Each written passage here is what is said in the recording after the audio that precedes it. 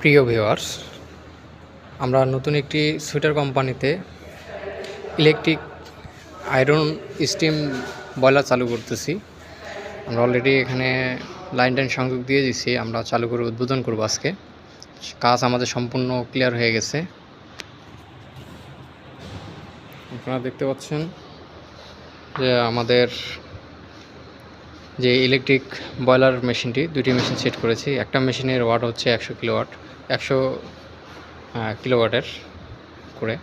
এখানে দুটি এক্সট্রা পানির জন্য ট্যাঙ্ক বসানো হয়েছে দুটি বয়লারের জন্য। এখানে মাঝখানে ফিল্টার বসানো আছে।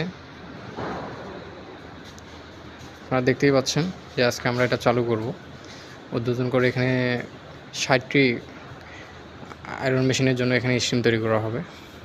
আমরা পরবর্তীতে আরও বাড়াইতে পারবো।